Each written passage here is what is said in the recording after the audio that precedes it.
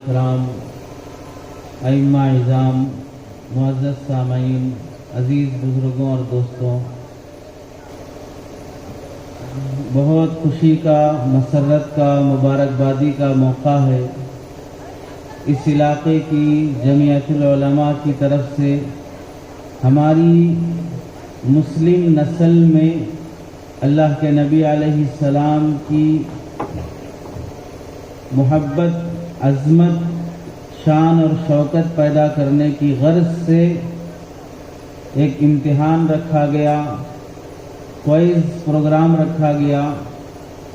مکتب کے طلباء اس میں حصہ لیے، باہر کے احباب بھی حصہ لیے۔ ان بچوں کی ہمت افزائی، ان ماں باپ کی ہمت افزائی اور اس علاقے کی دینی ضرورت کے پیش نظر بہت اہتمام کے ساتھ، اہمیت کے ساتھ اس پروگرام کو منعقد کیا گیا۔ بڑی فکر کی بات ہے، بڑے دلچسپی کی بات ہے۔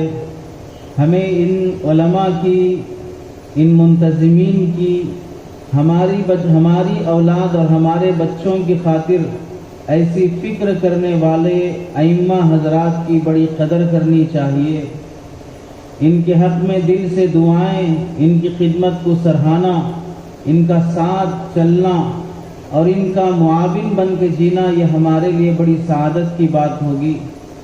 کافی دیر سے آپ حضرات مختلف علماء اکرام کے درد دل اور فکر کی باتیں جو ہماری زندگی کو صحیح ڈگر پر، صحیح رخ اور صحیح راہ پر لے جانے والی ہیں اور بہت مفید اور گہری باتیں ہیں، وہ آپ سنتے رہے۔ میں بھی ان باتوں میں سے بہت سی باتیں سنا۔ وہ باتیں ہی اتنی کافی اور شافی ہیں کہ اس پر عمل کر لیا جائے تو حالات کی تبدیلی اور جو امید کی جا سکتی ہے وہ امید انشاءاللہ برآ ہو سکتی ہے۔ میرے عزیز بزرگوں اور دوستوں، جو چیزیں ہمارے اندر قابل اصلاح ہیں ان کی ایک لمبی فہرست ہے۔ جو برائیاں ہمارے اندر ہیں وہ برائیاں اچھائیوں میں بدلنے کے لیے کافی محنت درکار ہے۔ پرانا بیمار جلدی شفا یاب نہیں ہو سکتا ہے، اسے جلدی صحت ملنے کی امید کرنا بھی ایک طرح کی نادانی اور جلد بازی ہے۔ سالوں ہو گیا ہم بیمار ہو کر، ہر جسم کا ہر حصہ، ہر عضو بیمار ہو چکا ہے۔ کہاں زخم لگا ہے، کہاں مرہم لگائیں، کہاں چوٹ لگی ہے، کہاں دوائی دیں، اس کا اندازہ ہی ختم ہوتے جا رہا ہے۔ مسلم سماج میں، مسلمان معاشرے میں پائی جانے والی برائیاں، قابل اصلاح پہلو، کس پر گفتگو کی جائے؟ علماء حضرات، خطبہ حضرات جمعہ کے بیانات میں جو عناوین کو موضوع بنا کر کہتے ہیں وہ سب چیزیں ہماری قابل اصلاح باتیں ہوتی ہیں۔ 3 باتیں آپ حضرات کے سامنے عرض کرنی ہے۔ پہلی بات، اللہ رب العزت نے ہمیں پیدا کرنے کے بعد خالی نہیں چھوڑا، ہماری ہدایت کے لیے، سیدھے راستے پہ چلنے کے لیے انبیاء بھیجے، کتابیں اتاری، انبیاء کے نائب علماء ائمہ کو اللہ تعالیٰ نے ہمیں عطا کیا۔ ہر زمانے میں ہر نبی اپنی قوم کی فکر کرتے رہے۔ انبیاء کے بعد علماء ائمہ اور حفاظ جو انبیاء کے وارث کہلاتے ہیں وہ اس دین کی فکر میں اپنی زندگیاں وقف کر دی ہیں۔ مصیبتیں جھیلی، پریشانیاں اٹھائی، حالات کا، چیلنج کا مقابلہ کیا، اس کے باوجود بھی وہ لوگ جمے رہے اس خاطر کہ ہماری قوم صحیح راستے پہ جمی رہے، ہمارے لوگ نہ بھٹک جائیں، ان کا تشخص، ان کی شبیہ، ان کا مسلمان ہونا باقی رہے اور قوموں کی طرح یہ ضم ہو کر یہ مٹ نہ جائیں۔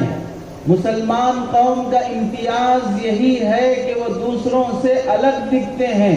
ان کا رہن سہن، ان کی چال چلن، ان کا معاشرتی نظام، یہ سب چیزیں واضح طور پر کسی کے ہدایات کے تحت میں چلتا ہے۔ ہم کسی بھی معاملے میں آزاد نہیں ہیں، ہم اللہ کے بندے، اللہ کے نبی کے غلام ہیں۔ غلام کے لیے آقا کی ہدایات پر عمل کرنا ہی کامیابی ہے۔ غلام کے لیے اپنی منمانی کرنا، آزادی سے جینا یہ کامیابی نہیں ہے۔ اللہ رب العزت نے ہمیں دنیا میں بھیجنے کے بعد جینے کے طریقے بتائے، صحیح کیا ہے غلط کیا ہے، کون سا مسلمان ہے، کس علاقے کا مسلمان ہے جہاں پر لوگ گھاس کھاتے ہوں، چاول نہیں کھاتے ہوں۔ گھاس سے ہی چاول اگتا ہے لیکن اس کے باوجود بھی گھاس جانور کو کھلاتے ہیں، چاول دھان سے نکال کر صفائی کر کے کھاتے ہیں۔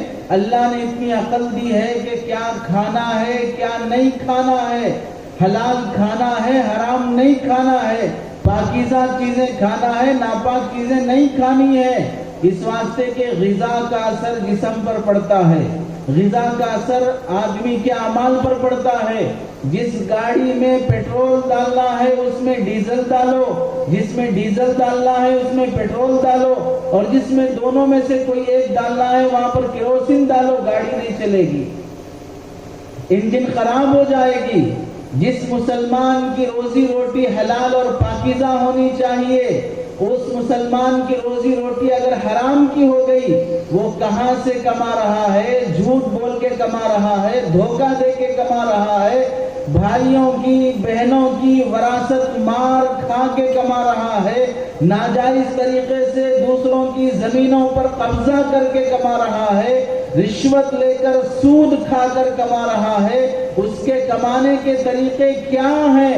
یہ بہت اہمیت رکھتے ہیں زندگی میں حالات سدھرنے کے لیے، زندگی کی گاڑی صحیح چلنے کے لیے۔ کہاں سے کما رہے ہو، کیسے کما رہے ہو، یہ دیکھو، اس سے تمہارے اعمال اور حالات درست ہوں گے۔ اللہ قرآن میں فرماتے ہیں یا ایھا الذین آمنوا کلوا من الطیبات، ایمان والوں پاکیزہ چیزیں کھاؤ، واعملوا صالحا، اچھے عمل کیا کرو۔ مفسرین لکھتے ہیں زندگی میں اچھے عمل ہونے کے لیے اچھی غذا ہونا شرط ہے۔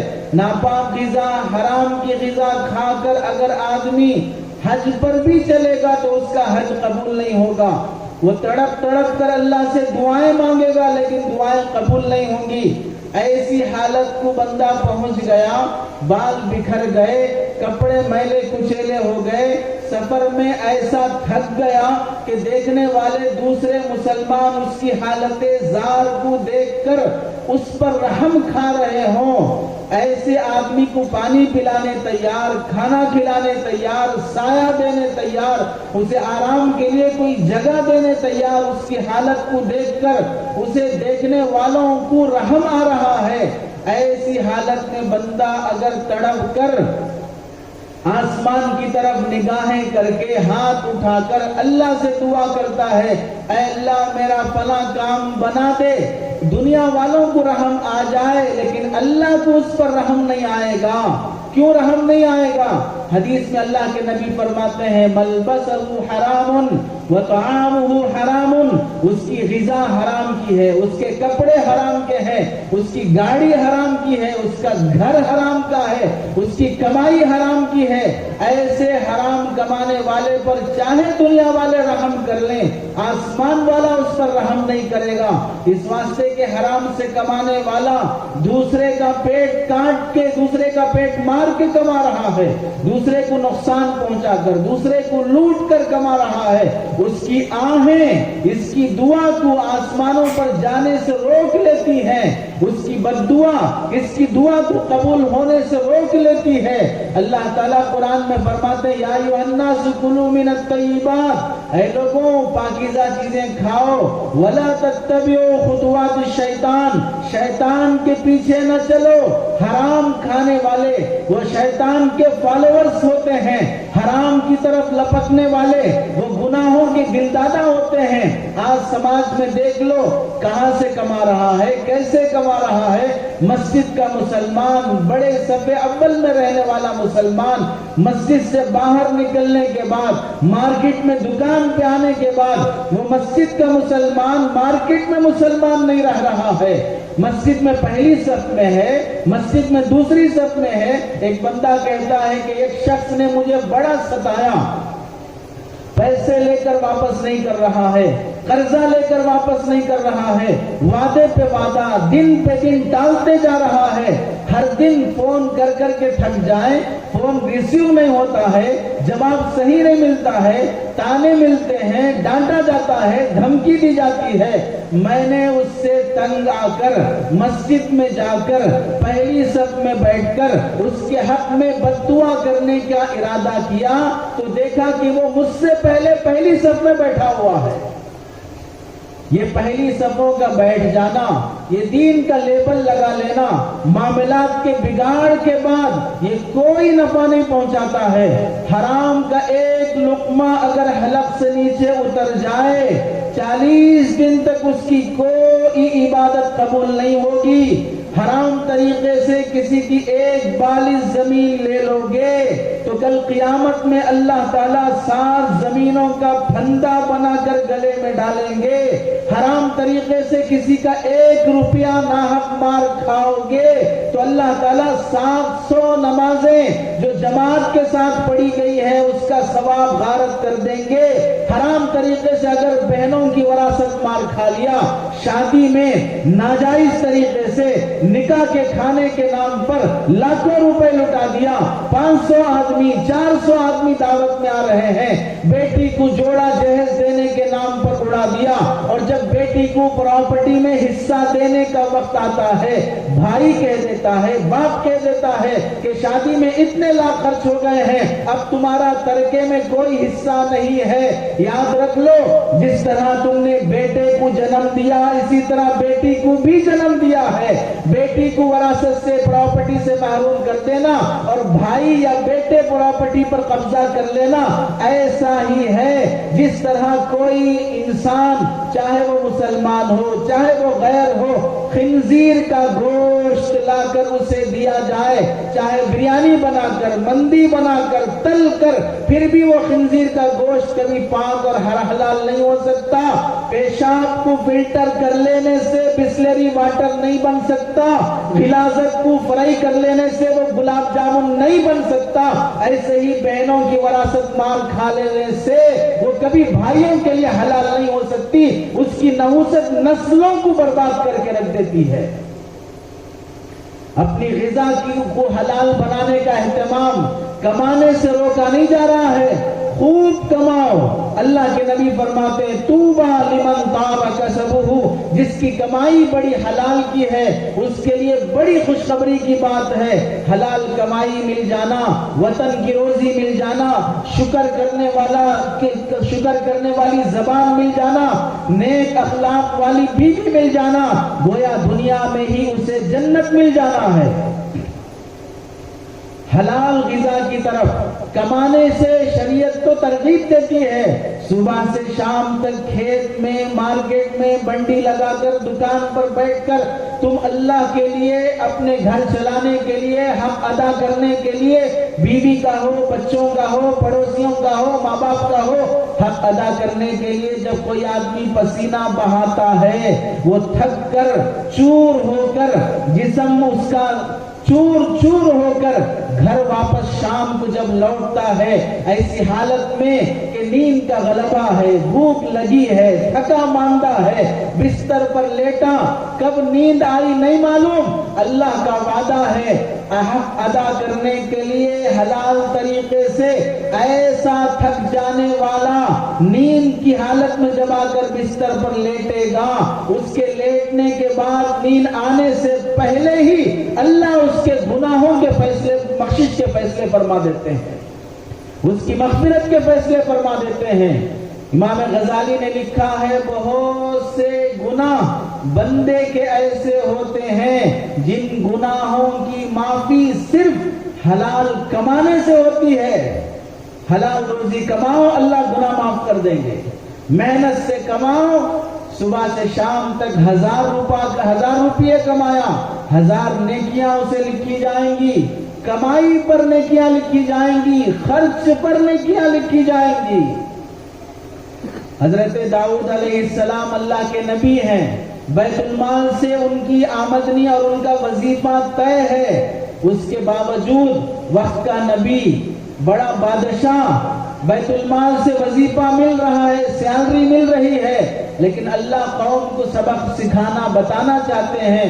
رات کے وقت حضرت داؤد علیہ السلام رعایا کے حالات جاننے کے لیے نکلے تو دیکھا ایک فرشتہ انسانی شکل میں آیا، حضرت سے ملاقات ہوئی۔ حضرت داؤد علیہ السلام نے اس فرشتے سے پوچھا، اس مملکت کا بادشاہ تمہیں کیسے محسوس ہوتا ہے؟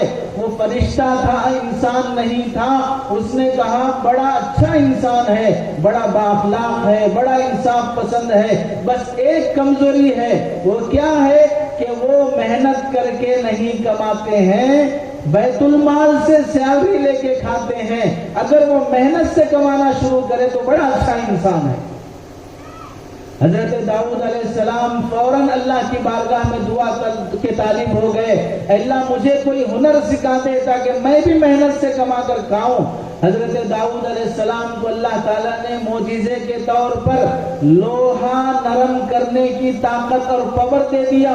لوہے کو جلائے بغیر ہاتھ لگا کر اسے جیسے موڑنا چاہے موڑ لیتے، تلوار بناتے، نیزہ بناتے، زرہ بناتے اور اسے مارکیٹ میں بیچتے۔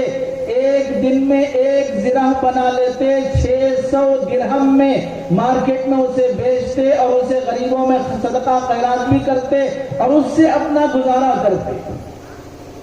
کمانا، مال کمانا انبیاء کی صفت ہے۔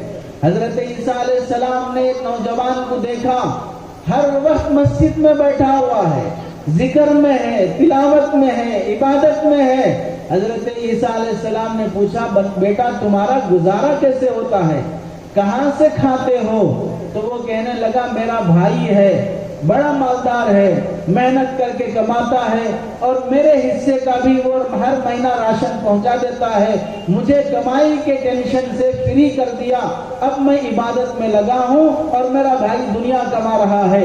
حضرت عیسیٰ علیہ السلام نے فرمایا فَإِنَّ أَخَاكَ أَعْبَدُ مِنْكَ، تیرا بھائی تجھ سے بھی بڑا ولی ہے، تیرا بھائی تجھ سے بھی بڑا عبادت گزار ہے، تو صرف آخرت کی فکر میں نماز تلاوت ذکر میں لگا ہے، وہ بھی نماز تلاوت کر رہا ہے اور تیرا حق بھی ادا کر رہا ہے، وہ دوسروں کا سہارا بن رہا ہے، تیرا بھائی تجھ سے بھی بڑا عبادت گزار ہے۔ اللہ کے نبی علیہ السلام نبی بننے سے پہلے مکے والوں کی بکریاں چرایا کرتے تھے اجرت پر، نبی بننے سے پہلے دوسرے لوگوں کی مال تجارت لے کر ملک ملک گھوما کرتے تھے اجرت پر کہ مجھے کمانا ہے۔ صحابہ میں سے کئی صحابہ، حضرت ابوبکر صدیق رضی اللہ تعالیٰ صحابی بننے سے پہلے بھی کپڑے کی تجارت، صحابی بننے کے بعد بھی کپڑے کی تجارت، حضرت عمر رضی اللہ تعالیٰ عنہ صحابی بننے سے پہلے بھی تاجر، صحابی بننے کے بعد بھی تاجر، یہاں تک فرمایا کرتے تھے اگر کوئی آدمی مارکیٹ میں کمانے کے لیے آیا ہے، دکان چلا رہا ہے، محنت کر رہا ہے تو دیکھ کے فرماتے مجھے تم محنت کرتے ہوئے دیکھتا ہوں تو دل سے دعا نکلتی ہے، بڑی خوشی ہوتی ہے کہ مسلمان مارکیٹ میں کمانے کے لیے آیا ہے۔ ایک بار مدینے کے بازار میں دیکھا کہ مسلمانوں کی دکانیں کم ہیں، یہودیوں کی دکانیں زیادہ ہیں۔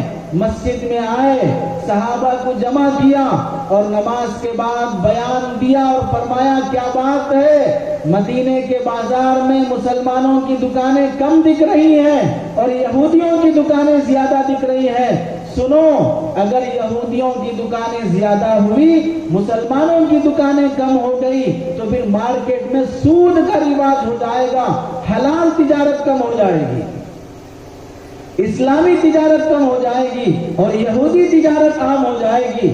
مارکیٹ میں مسلمان کم ہوتا دیکھ کر صحابہ کو ہیبت ہو جاتی تھی۔ حضرت عمر رضی اللہ عنہ بڑے شان سے فرماتے تھے اگر میری موت آئے تو میں چاہتا ہوں کہ اللہ کے راستے میں مروں، اگر اس کے علاوہ اگر میں چاہتا ہوں کہ میری موت آئے تو کس حالت میں آئے، میں مارکیٹ میں رہوں اور تجارت کے لیے دکان پر بزنس کرتا رہوں، لوگوں کو سامان دیتا رہوں، پیسے لیتا رہوں، بزنس کرتے کرتے میرا انتقال ہو جائے، ایسی حالت میں مرنا چاہتا ہوں۔ اسلام میں مال کمانے کو برا نہیں کہا گیا ہے، بڑی اہمیت دی گئی ہے۔ حضرت حسن بصری رحمت اللہ علیہ فرماتے ہیں، لوگوں، اللہ نے تم میں سے کسی کو مال دیا ہے تو اس کی قدر کرو، حفاظت کرو۔ اگر یہ مال نہیں ہوگا تو لوگ تمہیں ٹشو پیپر بنا لیں گے۔ لَتَمَنْدَلَ هَؤُلَاءِ الْأُمَرَاء، یہ سب عمراء ہم کو، یہ حکمران، یہ سیاستدان ہم کو ہاتھ کا پیپر، ہاتھ کا میل بنا لیں گے، جیسے چاہے ویسے یوز کریں گے۔ مال رہے گا تو آدمی کی شان رہتی ہے، اس لیے شریعت میں مال کمانے کی بڑی اہمیت دی گئی ہے۔ دینی کاموں میں خرچ کرنا، مسجدیں بنانا، مدرسے بنانا، بیواؤں کی، یتیموں کی خدمت کرنا، غیر مسلم بھائیوں کی مدد کرنا، انہیں اسلام سے قریب کرنا، ہر موقع پر مال کی ضرورت پڑتی ہے۔ نماز پڑھنا ہے، اس کے لیے مسجد بنانی ہے، کہاں سے بناؤ گے اگر پیسہ نہیں ہے؟ حج فرض ہے، کرنا ہے، کہاں سے کرو گے اگر پیسہ نہیں ہے؟ زکوٰۃ دینا ہے، فرض ہے، کہاں سے دو گے اگر پیسہ نہیں ہے؟ عبادات کا تعلق بھی اللہ نے مال سے جوڑ کے رکھا ہے۔ صلہ رحمی کرنا آدمی کی روزی کو بڑھاتا ہے، عمر کو بڑھاتا ہے۔ کیسے صلہ رحمی کرو گے اگر پیسہ نہیں ہے؟ کیسا ساتھ دو گے رشتہ داروں کا اگر پیسہ نہیں ہے؟ اسی لیے حضرت عثمان رضی اللہ تعالیٰ عنہ ہر کار خیر کے موقع پر، غزوہ تبوک کا موقع آیا، مسلمانوں کو جہاد میں جانا ہے، اللہ کے راستے میں جانا ہے، مال کی ضرورت ہے، تلوار کی ضرورت ہے، گھوڑوں کی ضرورت ہے۔ حضرت عثمان رضی اللہ تعالیٰ عنہ ایک موقع پر، تبوک کے موقع پر 300 گھوڑے ساز و سامان کے ساتھ اور 1000 سونے کے سکے اللہ کے نبی علیہ السلام کی خدمت میں پیش کیے۔ وہ موقع اللہ کے نبی سے دعائیں لینے کا ہے، اگر پیسہ نہیں ہے تو کیسے نبی کی دعائیں ملے گی؟ کیسے مسلمانوں کا تعاون ہوگا؟ حضرت عمر کے زمانے میں ایک بندہ آیا، مسجد میں اعلان کیا کہ میں اللہ کے راستے میں جانا چاہتا ہوں، کوئی بندہ میری مدد کر دے، گھوڑا نہیں ہے، تلوار نہیں ہے، نیزہ نہیں ہے، کوئی میرا تعاون کر دے، جہاد میں اللہ کے راستے میں جانے کا جو ثواب ہے اس ثواب میں اس کا بھی حصہ رہے گا۔ حضرت عمر نے جب یہ اعلان سنا، نماز کے بعد اعلان ہوا، سلام پھرنے کے بعد پوچھا کس نے یہ اعلان کیا ہے؟ فلاں نوجوان نے۔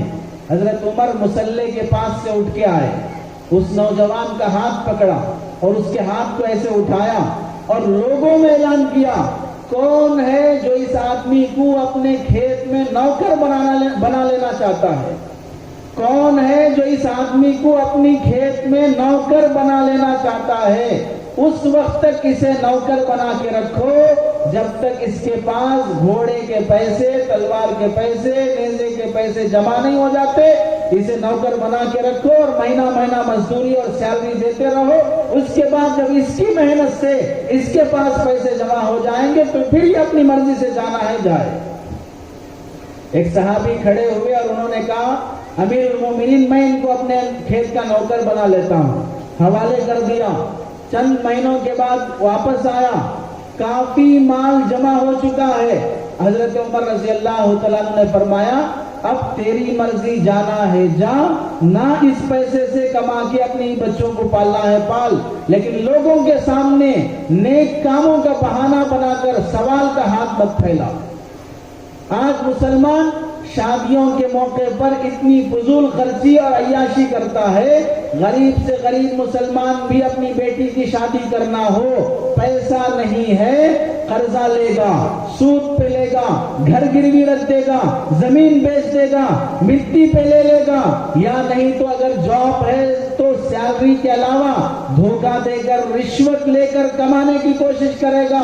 وہ بھی نہیں ہو سکتا ہے تو مسجدوں کے دروازوں پر آ کر بھیک مانگے گا کہ میری بیٹی کی شادی ہے، کچھ مدد کر دو۔ بچیوں کی شادیاں اتنی مہنگی کیوں ہو گئی؟ کیا دینا پڑتا ہے دامادوں کو؟ کیا مسلمان یہ نہیں دیکھتا کہ شادیاں مہنگی ہونے کی وجہ سے زنا بدکاری آسان ہوتی جا رہی ہے؟ جہاں عبادت مشکل وہاں معصیت آسان، جہاں حلال دشوار وہاں حرام بڑا سہولت سے حاصل ہو جاتا ہے، دودھ جہاں پر مہنگا شراب وہاں پر سستی، بیویوں کی جہاں ناقدری وہاں رکھیلوں کا بازار عام ہو جاتا ہے۔ مسلمانوں کی لڑکیاں غیروں کے ساتھ جانے کے واقعات پر رونا آتا ہے، ان کے اسباب پر غور کر کے کیوں ان سے توبہ کرنے کی توفیق نہیں ملتی ہے؟ حلال کمائی سے اگر زندگی گزارنے کا سوچو گے اللہ اس میں کتنی برکت دیں گے۔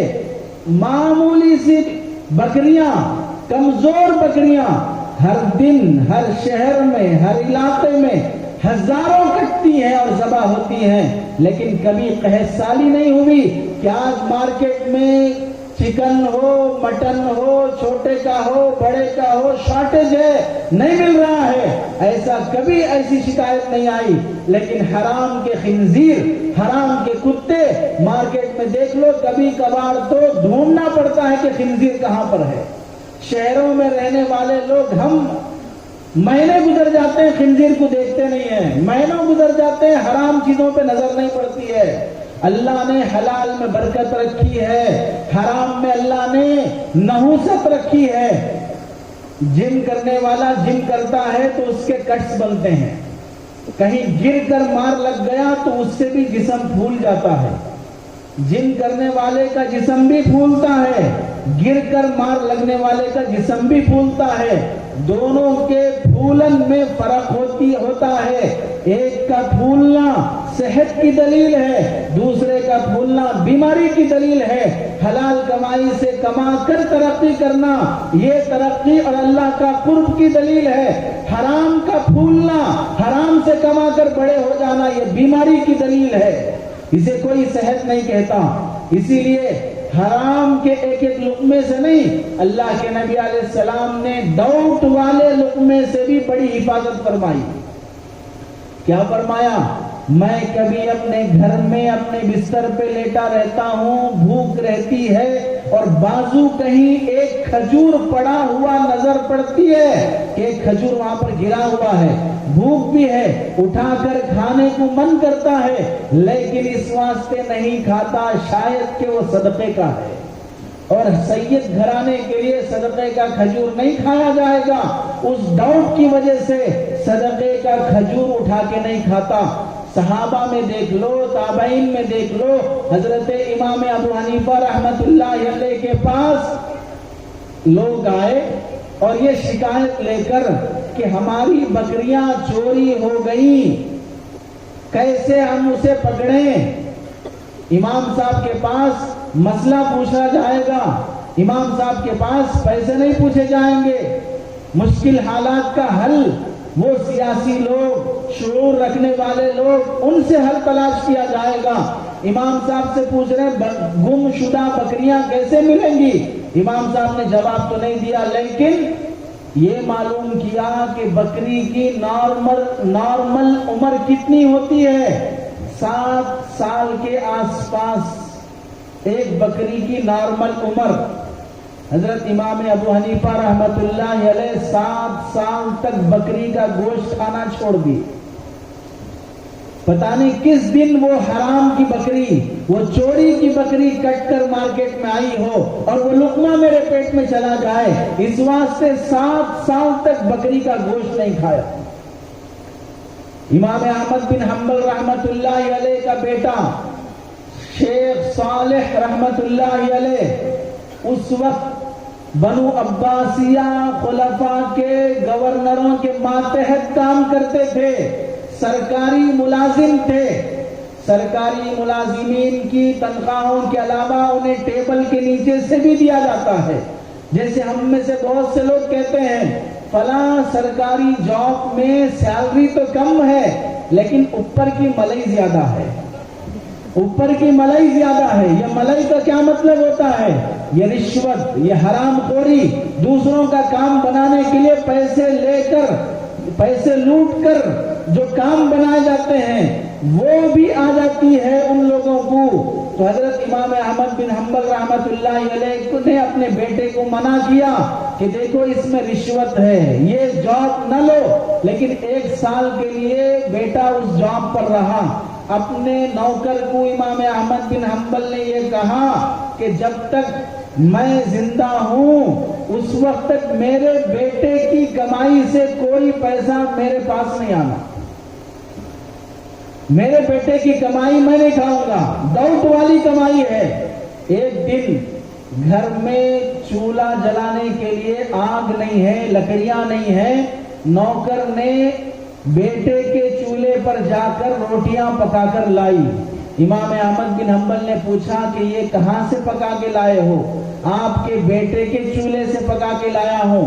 امام احمد بن حنبل نے کہا کہ ہمارے بیٹے کی کمائی ڈاؤٹ کی ہے، ہم اسے نہیں کھاتے، یہ روٹیاں لے جا کے رکھ دو، اور پھر سنو، نہ خود کھانا نہ کسی اور کو کھلانا۔ آنے والا فقیر اور بھیک مانگنے والا محتاج جب بھیک مانگنے کے لیے آئے، یہ روٹیاں اسے دینے سے پہلے یہ بول کر دینا آٹا امام احمد کا ہے، پکائی گئی ان کے بیٹے کے چولہے پر ہے، اگر وہ لینے تیار ہوا تو دینا ورنہ مت دینا۔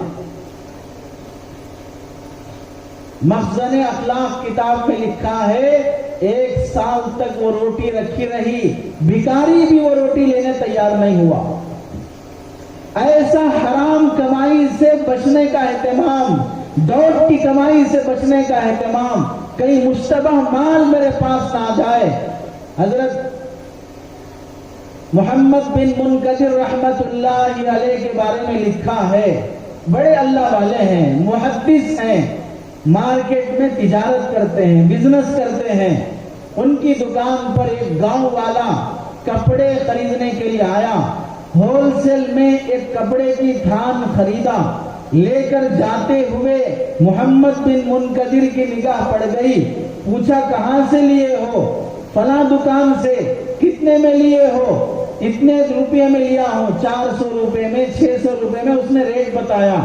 جب اس نے ریٹ بتایا تو اندازہ ہوا کہ یہ 200 روپے کا ہے، لیکن 400 میں خریدا گیا ہے، مہنگا خریدا گیا ہے، اور انہی کی دکان سے خریدا ہے۔ تو انہوں نے کہا کہ واپس چلو، میں تمہیں سستا دلاؤں گا، یہ 400 میں مہنگا خرید لیے ہو۔ تو وہ آدمی کہنے لگا کہ میں اپنے گاؤں میں اسے 500 میں بیچ لوں گا، اچھی تھان ہے، اچھا کپڑا ہے۔ تو وہ محمد بن منکدر نے کہا کہ ٹھیک ہے، تم جائے جتنے میں بیچو، لیکن تم خریدے مہنگا ہو، اور میں اس واسطے بول رہا ہوں کہ یہ میری دکان سے خریدے ہو۔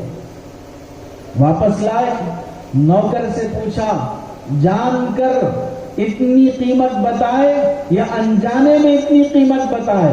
نوکر نے کہا میں نے 400 بولا، وہ ریٹ نہیں کیا، بھاؤ تاؤ نہیں کیا، جیسے عورتیں دکانوں پر چکاتی ہیں 1200 کی 200 میں، 2000 کی 400 میں، ایسا اس نے چکایا نہیں، تو جتنا بولا اتنا دے دیا، تو میں اس کے حوالے کر دیا۔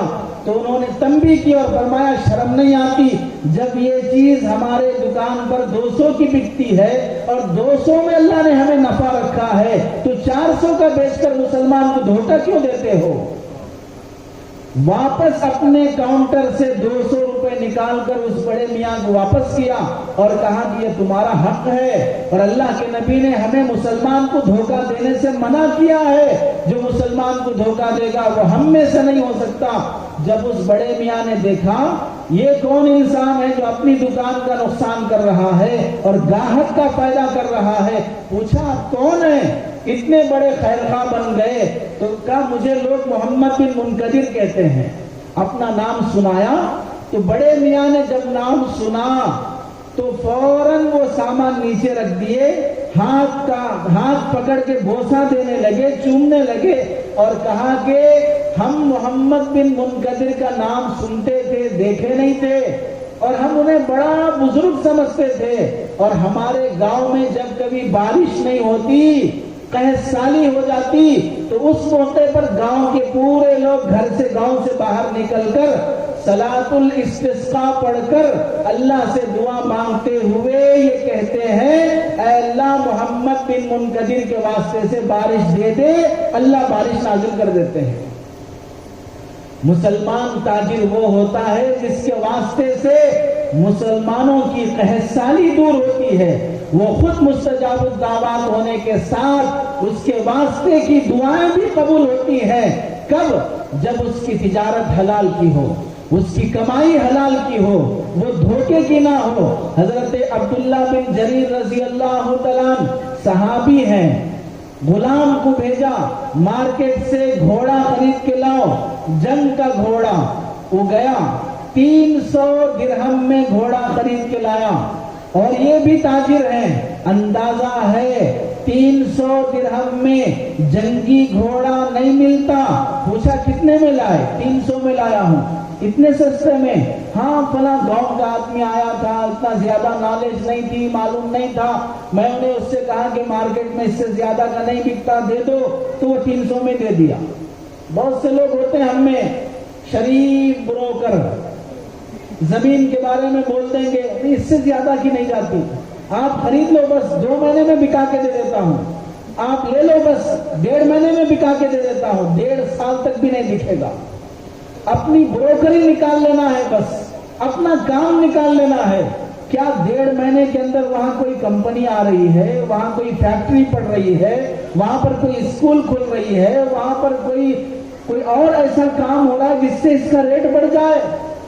بروکری کی وجہ سے جتنے دھوکے سماج میں ہو رہے ہیں، محض اپنا کمیشن پانے کے لیے، اللہ کی پناہ اس کی وجہ سے حرام جو نسل میں آ رہا ہے، جھوٹ اور دھوکہ جو نسل میں آ رہا ہے، اس کی وجہ سے نسلیں برباد، دعائیں قبول نہیں، ظالم مسلط اور دشمنوں کی طرف سے چاروں طرف سے جھگڑے جانے کے واقعات۔ یہ کیوں؟ اللہ کو ناراض کرنے والے اعمال بھی ہماری زندگیوں میں عام ہو گئے۔ مارکیٹ گئے، جس سے خرید کر لایا تھا 300 میں گھوڑا، اس کو تلاش کیا اور اس آدمی سے کہا کہ بھائی یہ گھوڑا تم نے 300 میں بیچا ہے؟ ہاں میں نے 300 میں بیچا ہے۔ یہ 300 کا نہیں ہے، یہ 400 کا ہے۔ تو کہا جب میں 300 پہ راضی ہوں تو 400 میں تو اور راضی ہوں، دے دو اور 100، اور 100 دے دی۔ پھر کہا کہ یہ 400 کا نہیں 500 کا ہے، تو ٹھیک ہے 500 کر لو۔ پھر کہا نہیں یہ 600 کا ہے، تو اب اس کو لگا مذاق کر رہے ہیں۔ کوئی خریدنے والا ریٹ بڑھاتا ہے، خریدنے والا ریٹ گھٹاتا ہے، یہاں خریدنے والا ریٹ بڑھا رہا ہے۔ اب اس کو مذاق لگا کہ بھائی لینا ہو تو لے لو ورنہ چھوڑ دو، ایسے کیوں ریٹ بڑھا رہے ہو؟ تو محمد بن منقدر رحمت اللہ علیہ نے فرمایا میں مذاق نہیں کر رہا ہوں، تمہارا یہ گھوڑا مارکیٹ میں 800 کا بکتا ہے، تم نے 300 میں بیچا ہے، 500 روپے تمہارے نقصان ہیں، 500 روپے پورے نکال کر دیا، اور یہ کہا کہ میں نے اللہ کے نبی سے وعدہ کیا ہے کہ کسی مسلمان کو دھوکہ نہیں دوں گا۔ سامنے والے کو نہیں معلوم کیا ریٹ میں جاتی ہے زمین، سامنے والے کو نہیں معلوم کیا ریٹ میں جاتا ہے مکان، لیکن تمہیں تو معلوم ہے، اس کا صحیح ریٹ لگانا چاہیے۔ بیواؤں سے خریدتے ہو، غریبوں سے خریدتے ہو، کمزور لوگوں سے خریدتے ہو، اپنا زور لگا کر اور اپنا اثر و رسوخ استعمال کر کے لوگوں کی زمینوں پہ ہڑپ لینا، جائیدادوں پہ ناجائز قبضہ کر لینا، حرام کی کمائی زندگیوں کو تباہ کر دیتی ہے۔ اسی لیے پچھلی کتابوں میں لکھا ہے اگر تم یہ کام کر نہیں سکتے کہ کوئی امتی نبیوں والی نیکیاں لے کر آئے، کوئی امتی ایسی نیکیاں نہیں کر سکتا جو نبی کرتا ہو، کر نہیں سکتے۔ اگر تم کر کے بھی آ جاؤ گے، لیکن اگر دوسروں کا حق مار کر آئے ہو تو نبیوں والی نیکیاں کرنے کے باوجود بھی جہنم میں جاؤ گے۔ نبیوں کے برابر نیکیاں کرنے کے باوجود تمہیں جنت نہیں ملے گی۔ کیوں؟ دوسروں کا حق مار کھانا آدمی کے آخرت کے ثواب کو اکارت کر دیتا ہے، برباد کر دیتا ہے۔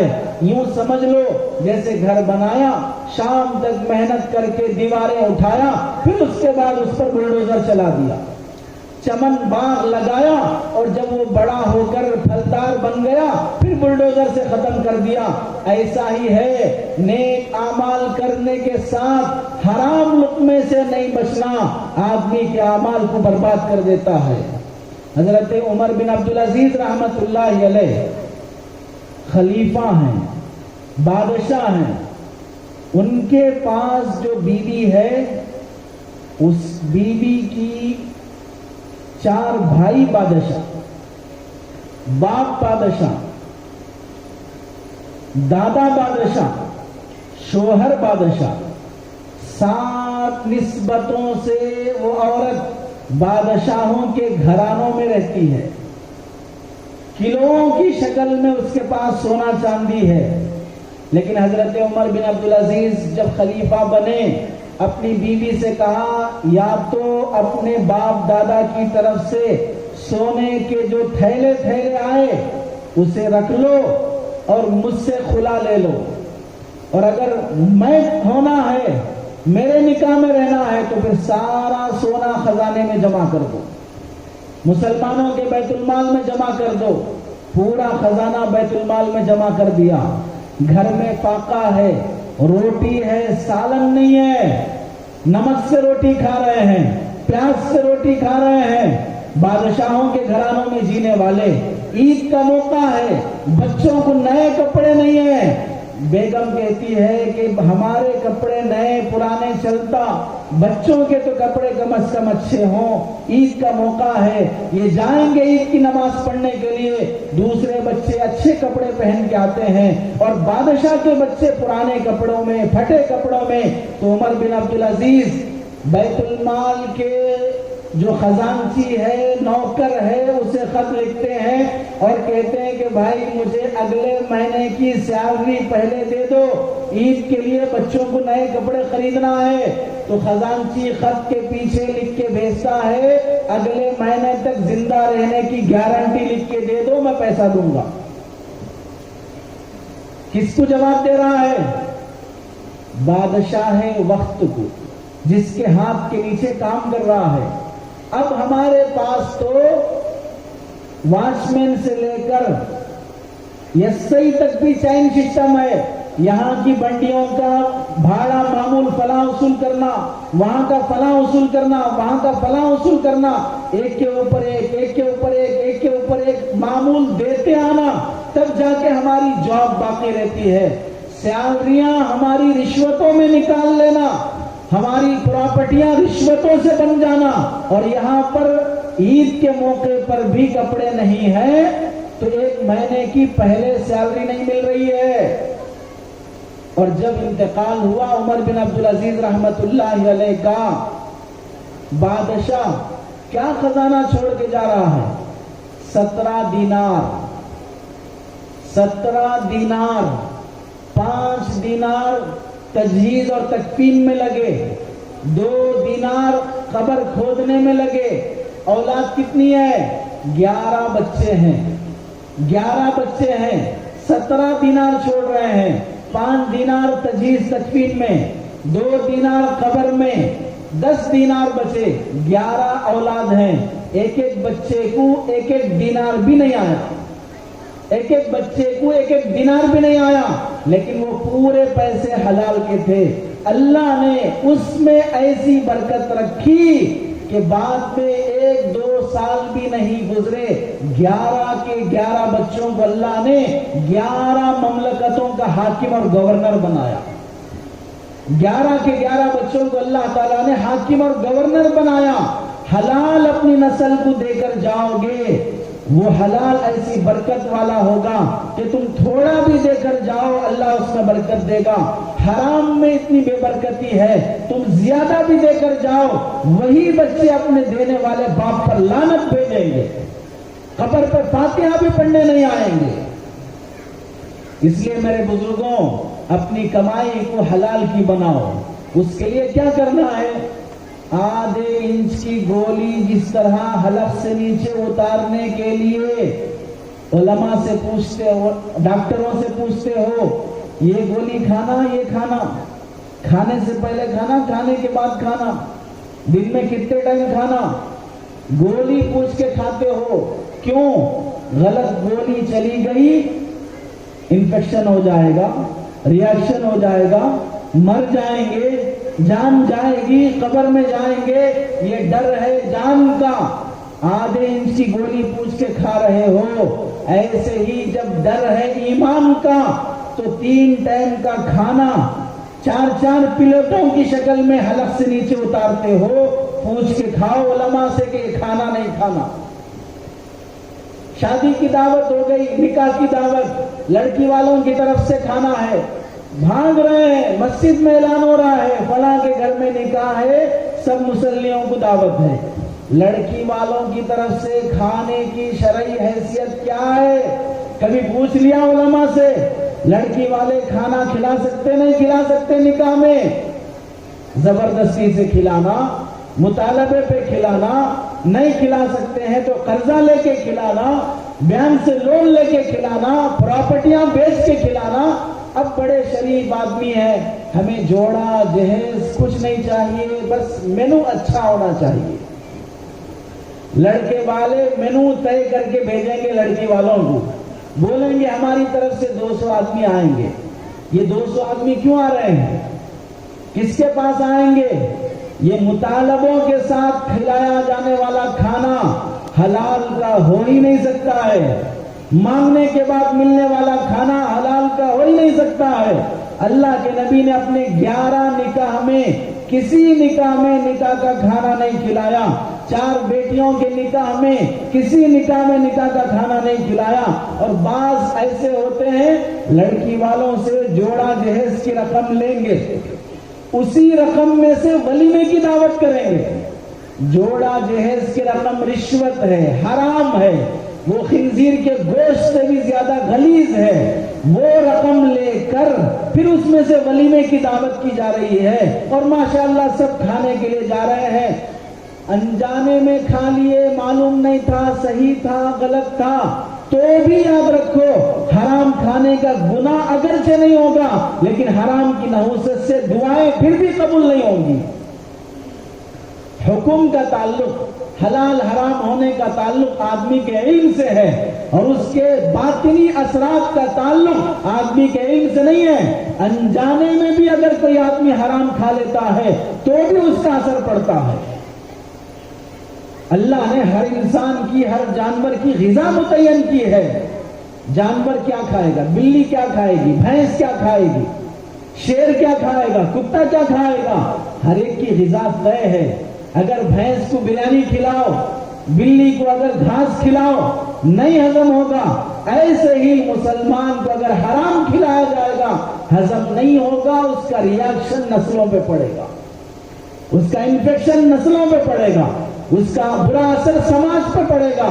جھوٹ ہے، دھوکہ ہے، رشوت خوری ہے، حرام کے جتنے شعبے ہو سکتے ہیں ان شعبوں سے نسل برباد ہوگی، سماج برباد ہوگا۔ اس واسطے مسلمان پہلے اپنی غذا حلال کرنے کی کوشش کرے۔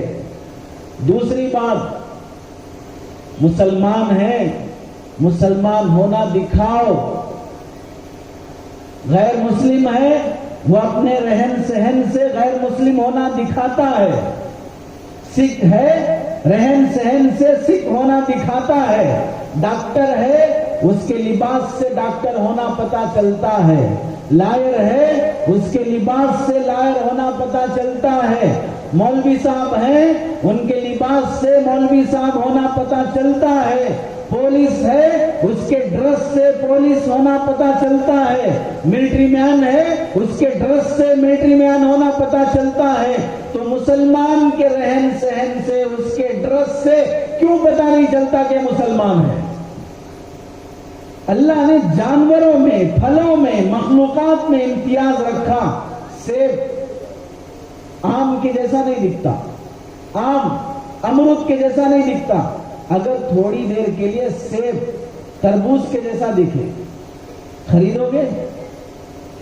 تو کون سی دوائی ڈالے نہیں معلوم، سیب اتنا رہتا لیکن اتنا دکھ رہا ہے۔ شکلیں باہر کی بدلے گی تو خریدنے سے ڈرتے ہو، تو پھر یہ باہر کی جو شکلیں مسلمانوں کی ہے، یہ مسلمانوں کی کیوں نہیں دکھ رہی ہیں؟ ہمارا لباس، ہمارا چہرہ ہمارے سر کی ٹوپیاں، ہمارے محلے، غیروں کے محلے اور مسلمانوں کے محلے، کیا فرق ہے؟ غیروں کی دکانیں، مسلمانوں کی دکانیں، کیا فرق ہے؟ غیروں کی گاڑیاں، مسلمانوں کی گاڑیاں، اس کی گاڑی میں بھی گانے، اس کی گاڑی میں بھی گانے، ان کے محلے میں بھی لڑائی جھگڑے، ان کے محلے میں بھی لڑائی جھگڑے، ان کے محلے پھر بھی پاک رہتے ہیں، ان کے محلے غلیظ رہتے ہیں، ان کے محلوں میں رات کے 12 ہونے تک تو سناٹا، کوئی نہیں جاگتا، یہاں رات کے 2-2 بجے تک نوجوان لڑکے چبوتروں پہ بیٹھے گلیوں میں کھیلتے ہوئے، موبائل دیکھتے ہوئے اور لوگوں کو ستاتے ہوئے رات کے اندھیرے میں کرکٹ کھیلتے ہوئے نظر آتے ہیں۔ ان کے محلوں سے ہمارے محلے برباد، ان کے محلوں سے ہمارے محلے غلیظ، ان کے محلوں سے ہمارے محلے سستے، ان کے ایریوں کی زمینیں مہنگی، یہاں کی سستی، وہاں آدمی کو رہنے کے لیے کرائے پہ دکان نہیں، ملکی نہیں، یہاں پر آدمی کے ملکیاں خالی پڑی ہوئی ہیں۔ کیوں مسلمان سماج میں بدنام ہو رہا ہے؟ اللہ کے نبی علیہ السلام نے اپنی شبیہ کو اسلامی باقی رکھنے کے لیے کیا کیا ہدایات دی؟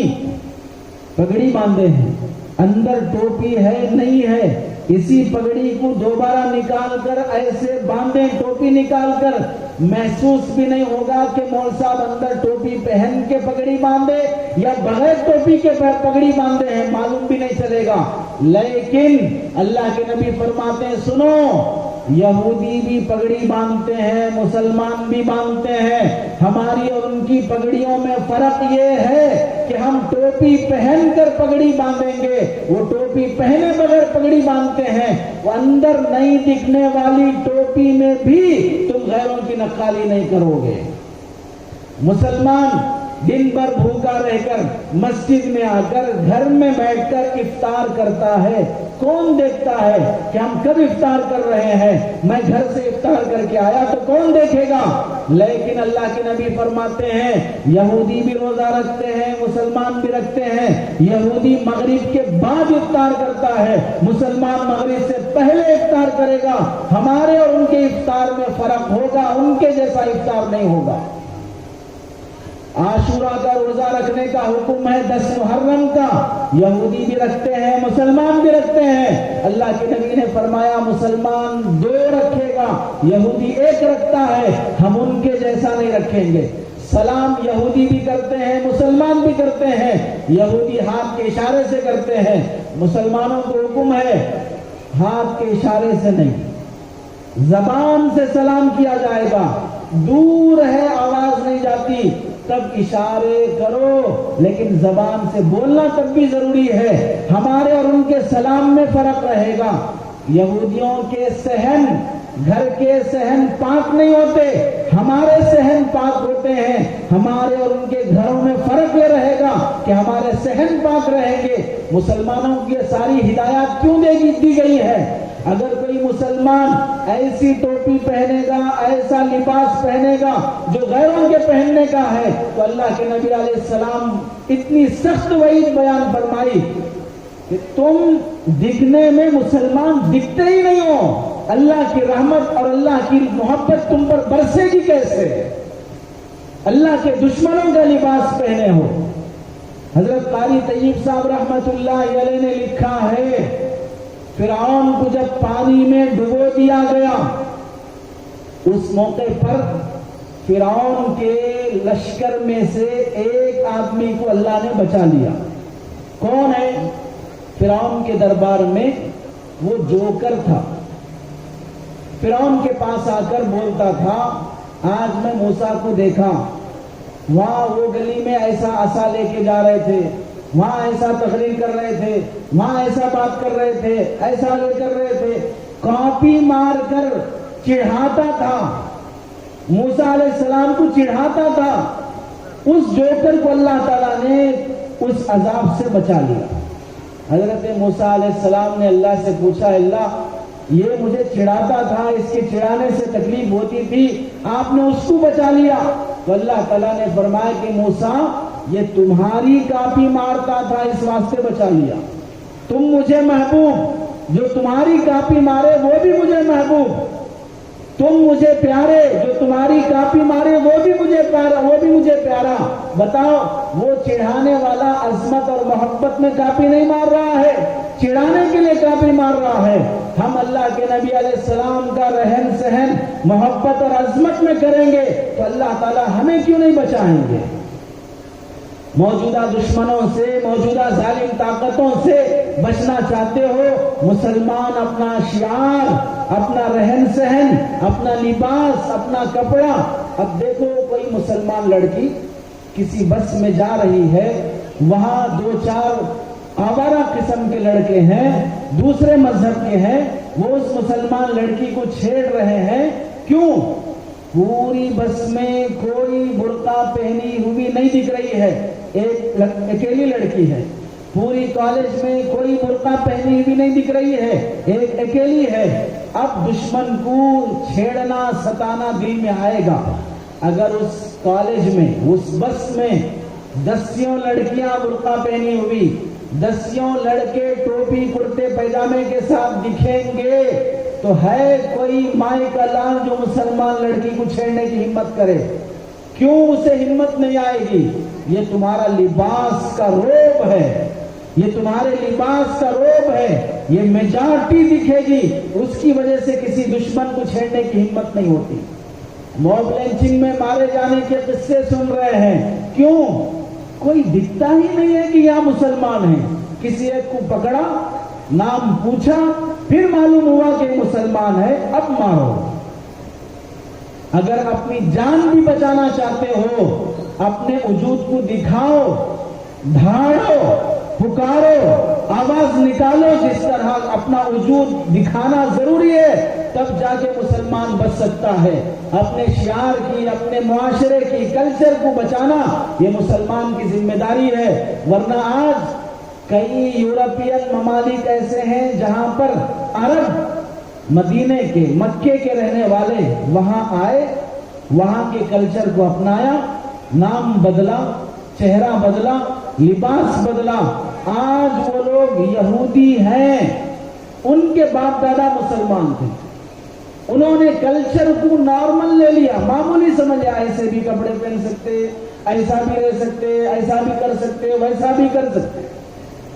کلچر کو نارمل لے لینے سے، تہذیب کو معمولی سمجھ جانے سے آنے والی نسلیں مسلمانوں کی تہذیب کو بھلا دیں گی. اس کی مثال، مارکیٹ میں موز ملتا ہے، چھلکے کے ساتھ یا چھلکے کے بغیر؟ سمجھ میں آ رہا ہے؟ چھلکے کے ساتھ، چھلکے کے بغیر؟ گھر لا کے جب کھاتے ہو تو چھلکے کے ساتھ یا چھلکے کے بغیر؟ چھلکا اتار کے کھاتے ہو. تو اگر بنڈی پہ موز بیچنے والا آپ کی سہولت کی خاطر پہلے ہی سے چھلکے اتار کر موز بیچنا شروع کرے تو آپ میں سے کتنے عقل مند ہیں وہ موز خریدنے والے؟ معلوم ہے چھلکا کھایا نہیں جاتا، چھلکے کے ساتھ موز بکتا ہے. جب کھایا نہیں جاتا تو پھر کیوں چھلکا بیچا جا رہا ہے؟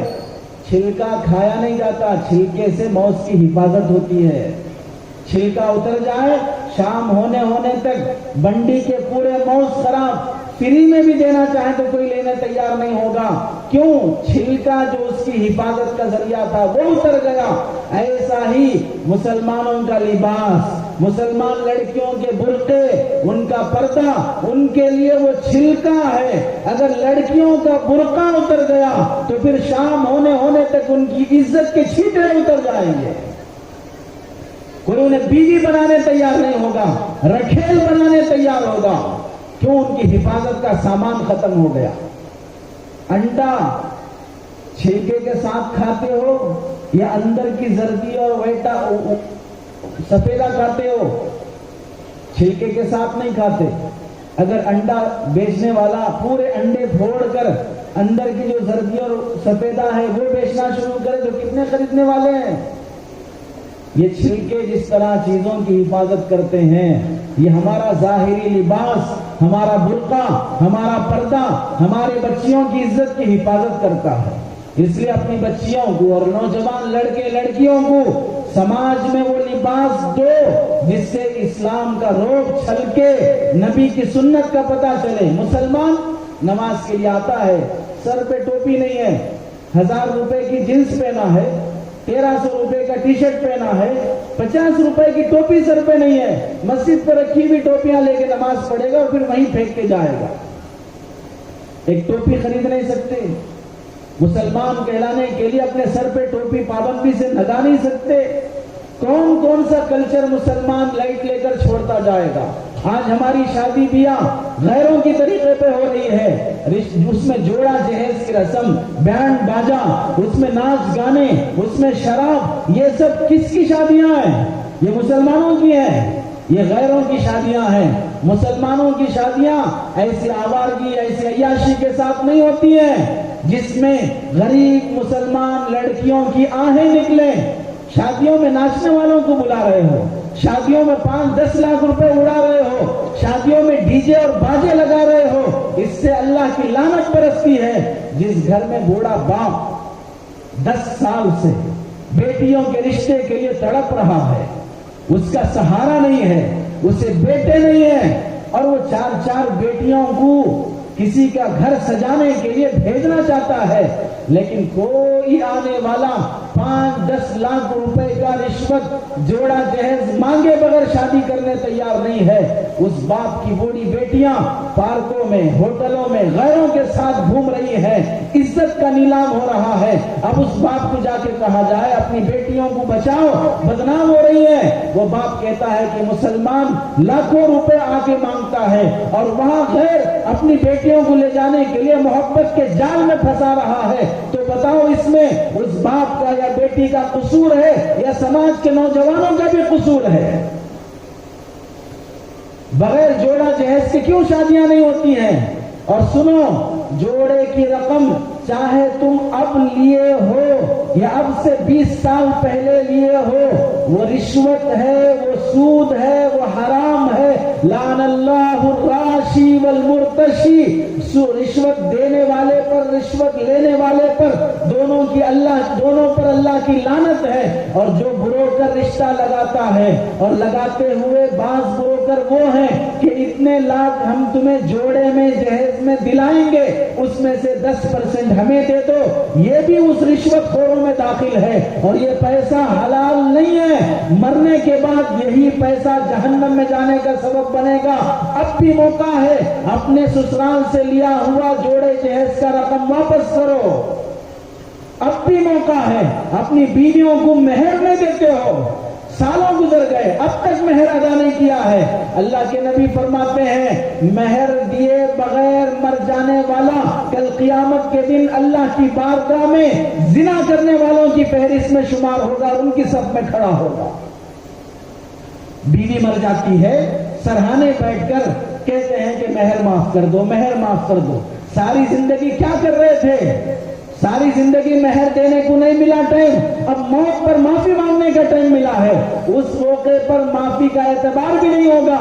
اس لیے جو شادیاں، جو رہن سہن، جو کلچر حرام طریقے پہ ہو رہا ہے، اس سے توبہ کرو۔ ظاہری طور پر بھی اچھے دکھو گے۔